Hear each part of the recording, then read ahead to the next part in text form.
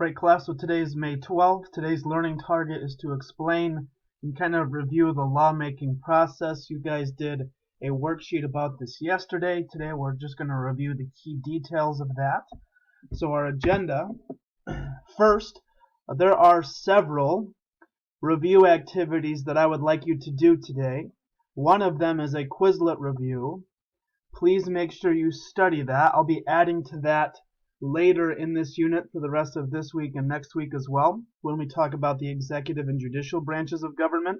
Right now it just has information about the legislative branch and the lawmaking process.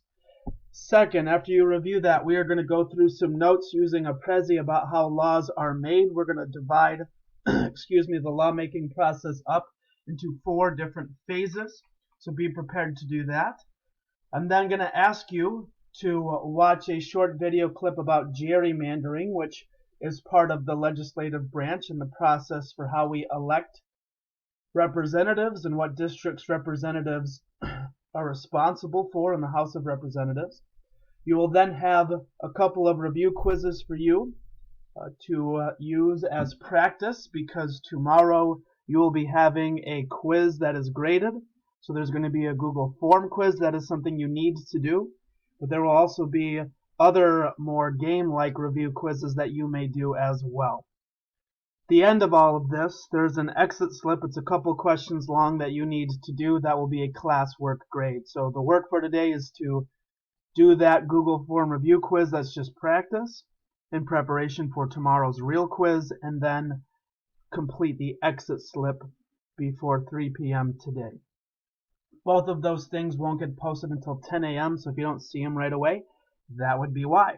So first thing, study Quizlet, do a little bit of review of that. Second thing is we're going to explain how laws get created, so take out your notes. Just so you know, tomorrow's quiz will lock your Chromebook if you are using a Chromebook, so make sure that the notes you have about the legislative branch and the lawmaking process are available to you in some other way, whether that's paper, a different device, or something else. So this is one of the old versions of Prezi, so I'm going to try to share it on Google Classroom, but there's a good chance it won't let you view it because it's just not compatible with how Prezi works now. So if you click on it and it doesn't work, it's not the end of the world. You have this video and many other resources you could use instead. So that's just the way it's going to be. So once again, we'll split this up into 4 different phases. The first phase is what happens before anything gets to Congress first. So the first thing that needs to happen is a bill needs to get proposed. In other words, somebody's got to create the idea for a bill in order for it to become a law and solve some sort of problem that exists in the United States. Basically, anybody who's a citizen can propose a bill. It could be a senator or member of Congress. It could be any individual citizen like you or I. Most of us are U.S. citizens. It could be a group of people known as special interest groups or lobbyist groups. These are organizations of people who have, as the name says, a special interest, and what they do, as the other name says, is lobby for that interest to be represented appropriately in Congress. These groups of people will often donate money to these politicians in order to get their way. So there's many interest groups. Some of them focus on being pro-Israel. Some of them focus on being pro-gun. Some of them focus on being pro-choice. These are just groups of people that support politicians, often financially, and in return they expect those politicians to represent the views that they're interested in. And the president can be somebody who proposes a bill for Congress to pass. For example, President Trump can propose a bill about stimulus checks and about trying to revive the economy and sending out loans for Congress to work through. Once again, proposing is just coming up with the idea. It is not making it official or making it a law by any means. So also it says step 2, but this is all kind of part of phase 1, is you have to introduce the bill officially to either the House or the Senate. Depending on where it starts, and it can start on either one, excuse me, It must be introduced by a member of Congress. So you can't go up to the Congress floor, House or Senate, and officially introduce your bill. You can call your representative and they can do it for you, but you can't do it as just a kind of regular citizen. In the House, it'll get placed in this mailbox looking thing that's on the floor. It's called the hopper. And then it'll get read aloud to the floor in Congress. And then it'll be given like a tracking number, something similar to what you would get if you just ordered something off of Amazon Prime. And you can track where the bill is at in the process. You can go to these government websites and figure out. It'll be given an HR to start off with, which stands for House of Representatives. And then it'll be given a number, and the number simply represents what number bill it is in the 2-year term of Congress that it's a part of. So if it was the 485th bill that was proposed for that 2-year term, it would get HR 485 as its tracking number. In the Senate, it gets a similar type of tracking number, but it's with an S for the Senate instead of an HR. The difference, though, is that it's not read or placed in a hopper. They just read it on the floor. You don't put it anywhere. A senator is going to read it to the floor, and then it's given this tracking number S plus the number for that 2-year term. In the last 2-year Congress, over 12,000 bills got proposed, and very few actually end up becoming laws. The vast majority don't. And it kind of depends the percentage on that 2-year term of Congress and how much those representatives get done. So that's all kind of phase 1, is proposing and introducing the bill. Phase 2 is when the bill is in committee. So this is after it's officially introduced. What will happen is it gets sent to a specific committee. This is a small group of either senators or members of the House of Representatives, or sometimes members with both houses in it. And their job in that committee is to collect more information regarding the bill. Their job is to, in their small group, debate the bill and amend the bill, make any changes if necessary to come up with like a final draft version to vote on. They might scrap the original bill and start over and create something new and clean. They can vote to table the bill, which means you stop action on it, which basically means you set it aside, you let it go, and you kind of forget about it. Or you can vote to make any revisions or changes on the bill. Once again, their job is to take the rough draft version and turn it into a final draft version before it gets voted on. If they go through this process and they still need more work to be done, committees can have subcommittees which do the same thing, just more specifically and more narrowed focus with closer investigation. One thing about committees is that the leader, the chairperson of that committee, will represent the majority party in that House of Congress. So if it's controlled, like the House is controlled by Democrats, then the Democrats will be the main leaders of these committees, which can be an advantage because they help preside over what happens, kind of set the agenda.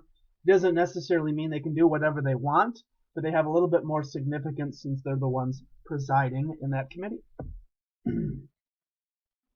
So there are 4 different types. I'll try to go through these somewhat quickly, but you do need to know them.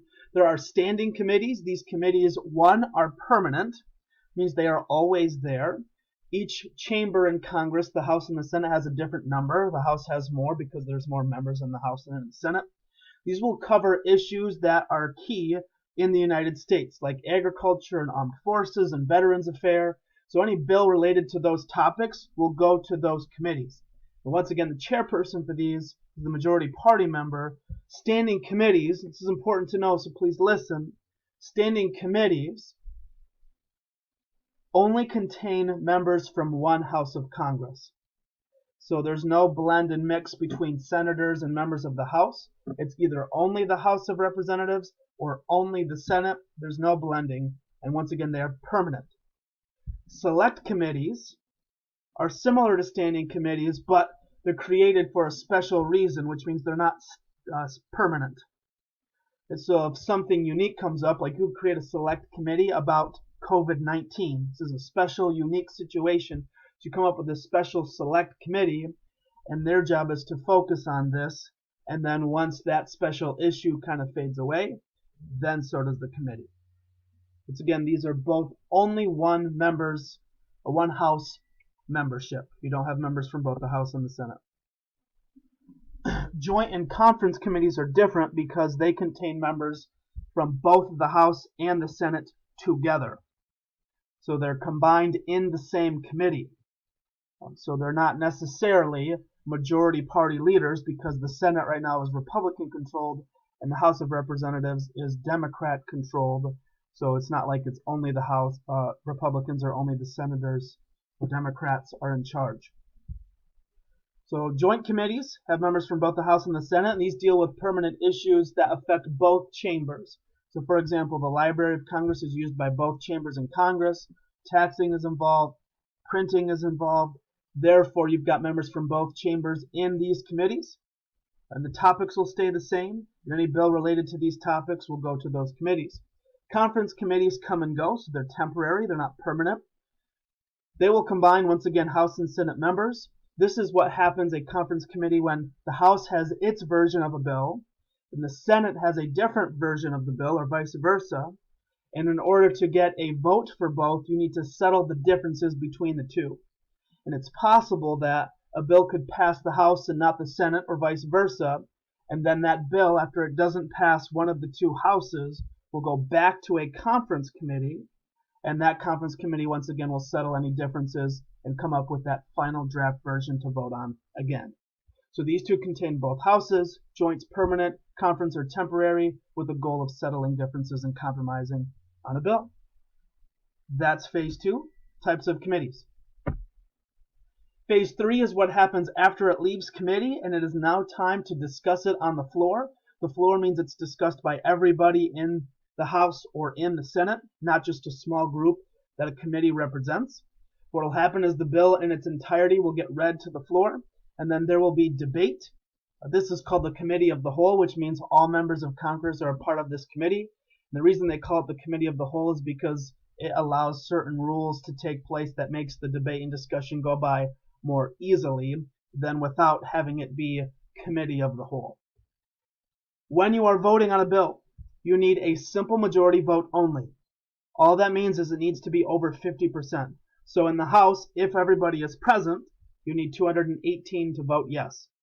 In the Senate, you'd only need 51, only if there's 100. If there's only 90 people in the Senate when you take the vote, then you don't need 51, you just need 46. So as long as it's over 50% in both chambers of Congress, that bill will become a law, or at least will get sent to the next phase. There's different types of voting procedures. I'm not going to ask you about these, so I'll just quickly list them and move on to save you some time. Voice votes are the easiest ones to do. You just say yay or nay all at the same time in the group that has the loudest voice and the most people saying it. That's who wins. Standing votes are when you stand up and say yay or nay. This often happens after a voice vote, so that way each person's vote can be officially recorded and counted. Record or roll call votes are the most official version of this. In the House, you do it electronically. In the Senate, you'll do it alphabetically. Anytime you vote, you need something called the quorum, which means the majority of people in either chamber have to be there in order for a vote to take place. So if only 50 senators were present, you don't have a majority of the 100. You couldn't vote even if you wanted to. You need at least a majority in order to have a vote to begin with. Once again, simple majority. If a vote comes back as no, the bill could get sent back to committee, conference committee, to make those compromises, settle those differences, and then you could vote again, simple majority. This is the last phase.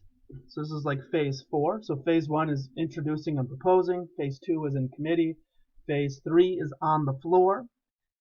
Phase 4 is the final steps in the process. So after both the House and the Senate votes yes, they both have a simple majority vote, it will go to the President. The President has a couple options. One, the President can sign the bill. If that takes place, then the bill officially becomes a law. The President could decide not to sign the bill and do something called veto it, in which case he has rejected the bill. It will then go back to Congress. Congress is one of the checks and balances, which the veto is the way for the executive branch to check the power of the legislative. Overriding the veto is the way the legislative branch can check the power of the president. If it goes back and 2/3 of both houses vote to override the veto, then it becomes a law whether or not the president likes it or not. 2/3 is a pretty large majority, especially since politically, usually the House and the Senate are pretty evenly split. There'll be a slight majority, but usually not enough like 2/3. And today, rarely do Republicans and Democrats work together to come up with that 2/3 overriding vote, unless it's like a common sense, no-brainer type of bill. The third thing the president could do is wait for 10 days. There's two things that could happen after waiting 10 days. One, if the president waits 10 days and Congress is still in session, they're still meeting officially, that bill becomes law. So the president's got a 10-day window to make his decision. So if he does nothing with it after 10 days, it becomes a law, but only if Congress is in session. If he waits for 10 days and by the 10th day, Congress has adjourned, which means it's officially left session, it's no longer officially meeting, then the bill becomes vetoed in what's called a pocket veto, which basically means the president put it in his pocket and kind of let it die on its own without having to make a veto decision. And since Congress left in that 10-day window and adjourned, then Congress had no chance to override the veto and it just dies on its own. So this is the last thing. This isn't part of the phases, but there's many ways a bill can die. One, it could not get a simple majority vote. Two, it could die in committee. They vote to table the bill, which means they set it aside and they forget about it. That's called pigeonholing the bill. And if it gets forgotten about, then it's never going to get voted on and it's going to die on its own. It could die on the floor. The filibuster is one way that this could happen. Filibuster is when a senator, this only can happen in the Senate, makes a long speech in order to prevent a vote. And they talk for so long that everybody leaves and no vote takes place. There are certain rules in the House that prevent this from happening. The longest filibuster in U.S. history was by a senator named Strom Thurmond, who was trying to stop a vote for a civil rights bill because he did not want that civil rights bill to pass. He talked for over 24 hours, literally talked for over a day. Sadly for him, and fortunately for the rest of our country, because civil rights are good, that filibuster didn't work. People stuck it out, and they ended up voting on it, ended up passing anyways. So he literally wasted an entire day of his life for an unsuccessful filibuster. Now, one thing that can happen to end a filibuster is something called cloture, which is when you vote to end debate, so you end the speech. That requires a 3/5 vote. Cloture by ending the debate means you are going to go into the voting process. Once again, a 3/5 vote to end the filibuster in order to make that happen. Another way it can die is a presidential veto, which we talked about in the last slide, whether it's a regular veto or a pocket veto. A bill maybe didn't get a sponsor, which is when a certain representative has to support and put their name on the bill. Nobody chooses to sponsor the bill. It's going to die before it really gets started. If you want to see an example of a filibuster, you can click on that picture of, that was Senator Ted Cruz right here. And it will show you an example of a filibuster when he talks about green eggs and ham. The most profound issue we are dealing with. But you can watch that on your own. So that's kind of the 4-phase overview of how laws get created. I know that's long. There's a lot of information, which is why I've given you tons of review resources for you to use to study.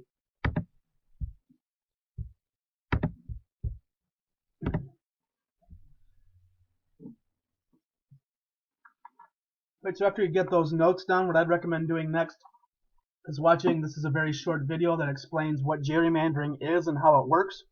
Gerrymandering is the process when you divide up each state by districts, so that way you know which representatives in the House represent which regions of that state. Gerrymandering is the idea that you manipulate the boundaries, so you skew them in order to gain an advantage for one political party.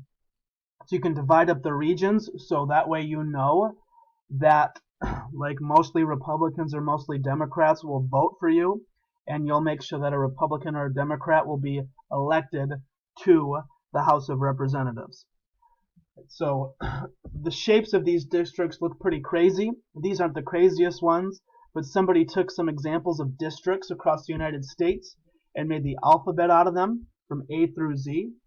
So these are just some weird shaped districts, and the reason why they're shaped so oddly is to gain that political advantage, to make sure that your political party is the one that gets elected to the House. So there's going to be a video clip that explains more about kind of how that works. I'd like you to watch it and take some notes on it too.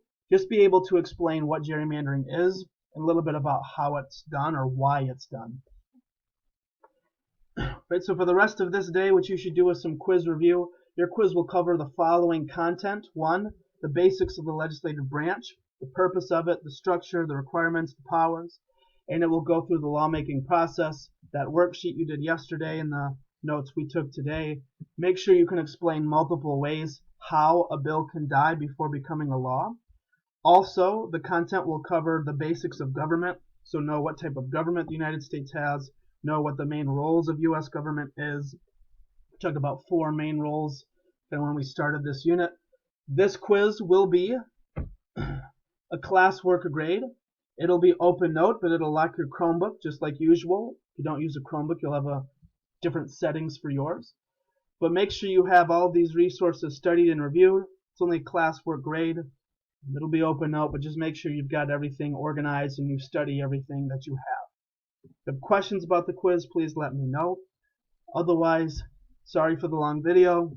Promise we won't have any as long as this one. There's a lot of content here and we don't have a lot of time left. So let me know if you have questions, and I will talk to you more tomorrow.